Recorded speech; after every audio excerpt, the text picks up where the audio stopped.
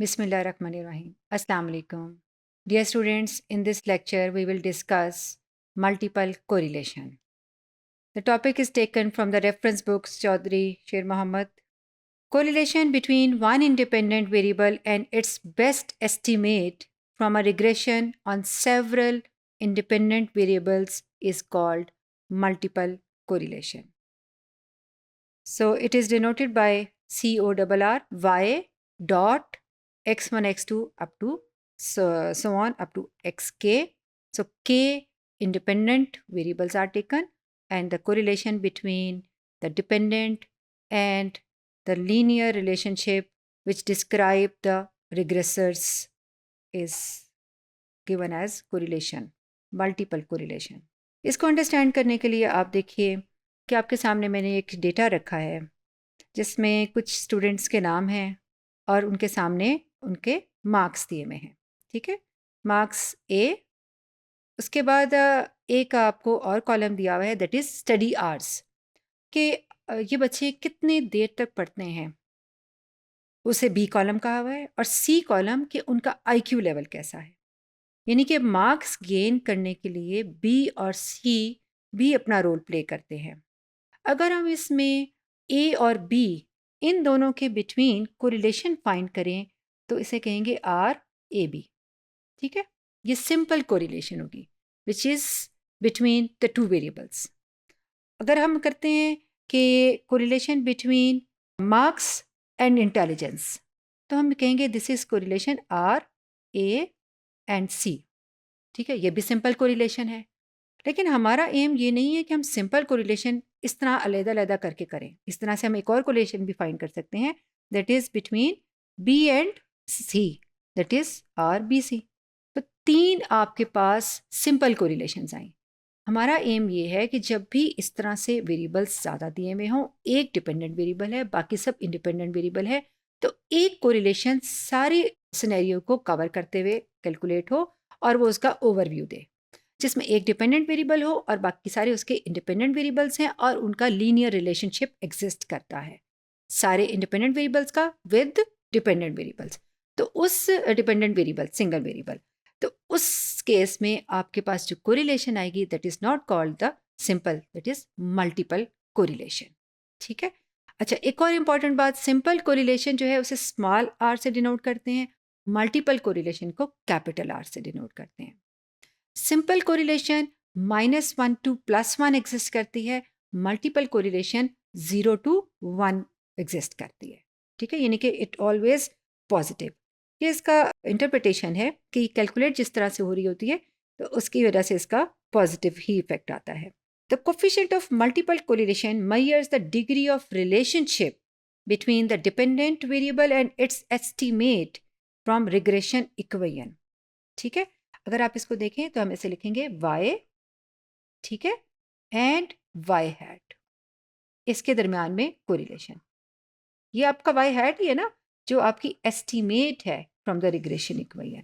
इसके अंदर आपके पास जो है वो x1 भी शामिल होगा और x2 भी शामिल होगा और जो भी अगर आपके पास x की हैं वो सब इसमें शामिल होंगे. तो कोरिलेशन किसके दरमियान में है, y एंड y हैट, यानी उसकी एस्टीमेट, और y हैट के अंदर जो है वो सारे रिग्रेसर्स इंक्लूडेड है. इसको इस तरह से भी कह सकते हैं correlation between the predicted and the actual values of the dependent variable. अगर प्रेडिक्टेड वैल्यूज कहें तो वो y हैट होती है और एक्चुअल वैल्यू जो है उसकी दैट इज y ऑब्जर्व्ड, तो उसके दरमियान में कोरिलेशन है. अगर हम इसको इस तरह से लिखना चाहें तो हम ये भी लिख सकते हैं y हैट. ठीक है, इस तरह कि दोनों के दरमियान में, चूंकि मल्टीपल की बात हो रही है तो इसलिए हम इसको स्मॉल आर से डिनोट नहीं करते बल्कि कैपिटल आर ही इसके लिए नोटेशन यूज की जाती है. This is also called multiple correlation. Multiple correlation coefficient measures the strength and direction of the relationship between a dependent variable and 2 और मोर इंडिपेंडेंट वेरिएबल्स. इसमें भी इंपॉर्टेंट बात कि आपको स्ट्रेंथ और डायरेक्शन के ऊपर एम्फेसाइज हो रहा है कि किस डायरेक्शन में इसकी रिलेशनशिप एग्जिस्ट करती है. ठीक है, उसके बाद है एक और डेफिनेशन इसकी, it is correlation between the variables values and the best prediction that can be computed linearly from the predicted variable. ठीक है, ये भी प्रिडिक्टिव वेरिएबल्स से मुराद जो है लीनियरली, इस पे स्पेशली कह रहे हैं कि मल्टीपल लीनियर रिग्रेशन हो और प्रिडिक्टेड वैल्यूज़ आपके पास वाई हैट की फॉर्म में आ रही है। इम्पॉर्टेंट बात कि इसकी इंटरप्रिटेशन के लिए हम ये यूज़ करते हैं कि 1 आएगा तो इसका क्या मतलब है, 0 आएगा तो इसका क्या मतलब है। 1 से ये मुराद है that it indicates the predictions are exactly correct, यानी कि वाई और वाई हैट दोनों की वैल्यूज़ अगर सेम है, ठीक है, अगर यहाँ 2 है यहाँ भी 2 है, यहाँ 4 है यहाँ भी 4 है, या थोड़ा सा कम है 3.99 है, ठीक है, तो फिर भी क्या होगा, क्लोज है। यहाँ पे 5 है, यहाँ पे भी 5 है। तो ऐसा डेटा सेट जिसमें आपके पास प्रिडिक्टेड वैल्यूज़ और ऑब्जर्व वैल्यूज़ एग्जैक्टली सेम हो या करीब करीब हो, तो उस सूरत में आपका जो आर है उसका रिजल्ट क्या आएगा, 1।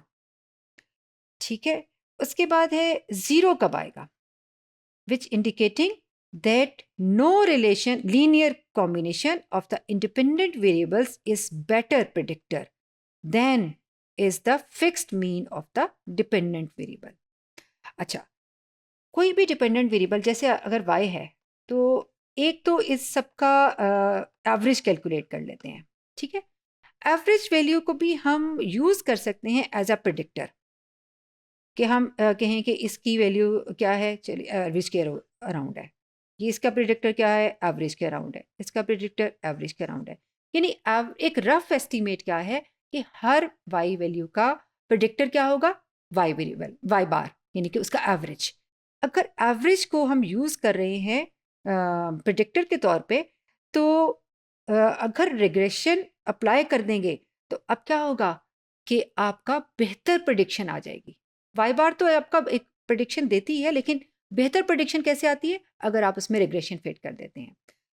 0 आपको उस वक्त देगा जब आपने जो रिग्रेशन फिट किया है वो मीनिंगलेस है, रिडिकुलस है, उसकी कोई सिग्निफिकेंस नहीं है। तो उस सूरत में आपका जो एस्टिमेट या प्रिडिक्टेड वैल्यूज़ क्या हैं, वो वाई बार ही होंगी, यानी कि उसकी एवरेज वैल्यू ही होगी। तो एवरेज वैल्यू को अगर हम कंसिडर कर रहे हैं एज अ प्रिडिक्टर्स या उसके रिप्लेसमेंट में, तो फिर आप कहेंगे कि आपका रिग्रेशन तो कोई मायने नहीं रखता, तो आपका आर क्या होगा, वो 0 होगा। यानी कि y और y हैट इनके दरमियान में रिलेशनशिप जो है या इसका जो कोरिलेशन है वो आपका 0 होगा। अच्छा, और थर्ड जो इसकी इंपॉर्टेंट बात है कि capital R lies between 0 and 1, it is always positive. अच्छा, इसका एक्सप्रेशन कैसे लिखते हैं या इसको फाइंड आउट करने का कैसे तरीका है। पहले तो इसका जर्नल फार्मूला देख लीजिए। एक्सप्रेशन ज़रा थोड़ा सा इसका लेंथी है, लेकिन इतना डिफ़िकल्ट नहीं है लर्न करने के लिए। अगर आपके पास 3 वेरिएबल्स हैं, एक्स वाई एंड जी, और इसमें से आपके पास जी जो है वो डिपेंडेंट वेरिएबल है और इंडिपेंडेंट वेरिएबल्स क्या हैं, एक्स एंड वाई। तो आप देखिए कि डॉट से पहले आपने डिपेंडेंट वेरिएबल लिखा और डॉट के बाद दोनों जो हैं आपने इंडिपेंडेंट। तो आपका एक्सप्रेशन कैसे आया, R Z dot X Y. अब आपने क्या करना है, जेड को एक्स के साथ लिखना है और फिर जेड को वाई के साथ। तो आप देखिए कि इसका न्यूमरेटर क्या आया, आर स्केयर एक्स जेड, फिर दोबारा क्या आया, आर स्केयर वाई जेड, यानी कि उस डॉट के से पहले जी था, जी को दोनों के साथ बारी बारी लिखा। तो ये आपके पास ये जो कौन सी कोरिलेशन है, स्मॉल आर में लिखा हुआ है, तो ये सिंपल कोरिलेशन है। सिंपल कोरिलेशन के रिजल्ट्स का स्केयर लेना है और दो दो वेरिएबल्स का, डिपेंडेंट का एक इंडिपेंडेंट के साथ, डिपेंडेंट का दूसरे इंडिपेंडेंट के साथ। ये आपने दोनों कोरिलेशंस लिख ली और प्लस करना है। माइनस, माइनस में आपने जब 3 वेरिएबल्स हों तो आपके पास सिंपल कोरिलेशन 3 एग्जिस्ट करती हैं, X Y, X Z, Y Z. तीनों जो कोरिलेशंस हैं इनका प्रोडक्ट जो है वो आपने 2 के साथ मल्टीप्लाई करके माइनस कर देना है। ठीक है, अब आती है बात डिनोमिनेटर की। डिनोमिनेटर में जो आपका डॉट के बाद जो लिखा हुआ था वो था एक्स वाई, वही आपने एक्स वाई यहाँ पर लिखना है, 1 minus R square X Y. अगर आपको ये टेक्निक समझ आ गई तो अब आप देखिए कि आप फॉर एग्जांपल अगर लिखना चाहते हैं मल्टीपल कोरिलेशन का फॉर्मूला R1.23, तो आप कैसे लिखेंगे, सिंपल कोरिलेशन आर स्क्वायर, सबसे पहले आप 1 की किसके साथ लिखेंगे, 2 के साथ, फिर प्लस करेंगे आर स्क्वायर, अब 1 की किसके साथ लिखेंगे, अब 3 के साथ, माइनस ट्वाइस 2 के साथ मल्टीप्लाई करके अब आपके 3 आर आएंगे, ठीक है। और तीनों आर कैसे आएंगे? जो जो कॉम्बिनेशन एग्जिस्ट करते हैं, 1 2 1 3 एंड 2 3। और डिनोमिनेटर में क्या आएगा? 1 में से आर स्क्वायर जो है वो माइनस करना है और आर स्क्वायर के साथ सब्सक्रिप्ट का आएंगे जो इसके लास्ट में लिखे हुए 2 3, ठीक है। इसी तरह से आप देखिए, अगर इसका लिखना चाहें आप R3.12, इसका मतलब है आपके पास x3 जो है वो डिपेंडेंट वेरिएबल है, x1 एंड x2 दोनों आपके जो हैं वो इंडिपेंडेंट वेरिएबल्स हैं। अब आप यहाँ कैसे लिखेंगे? आर स्क्वायर 3 का 1 के साथ 3 1। अच्छा, एक बात और कि R31 और क्या R13 एक जैसे होंगे? सिंपल रिग्रेशन में हमने पढ़ा था कि इट इज़ सिमेट्रिकल, यानी कि आप आर एक्स वाई लिखें या आर वाई एक्स, कुछ भी फॉर्मूला लिखें, सिंपल कोरिलेशन में बोथ आर सेम, तो ये भी सेम होगा। अगर मैं यहाँ R31 की जगह पर R13 लिखती तो भी कोई फ़र्क नहीं पड़ना था। प्लस आर स्क्वायर, अब 3 का 1 की बजाय अब 3 का किसके करेंगे? 2 के साथ, 3 2, इन दोनों के स्क्वायर्स को प्लस कर दिया, -2। अब आपने 3 आर्स जो हैं वो यहाँ पे लिख लेने हैं। कौन कौन से आएंगे यहाँ पर? जो तीनों पॉसिबल हैं, 3 1 3 2 एंड 1 2, ठीक है। 1 माइनस आर स्क्वायर करेंगे और कौन सा आएगा इसके साथ? डॉट के बाद वाला, दैट इज 1 2। तो इस तरह से आप मल्टीपल कोरिलेशन के फॉर्मूलाज जो हैं उसको अप्लाई कर सकते हैं और मल्टीपल कोरिलेशन कैलकुलेट कर सकते हैं, ठीक है। अगर आपने मल्टीपल रिग्रेशन रन नहीं किया तो फिर कोरिलेशन कैलकुलेट करने के लिए हम ये फॉर्मूलाज यूज़ करेंगे।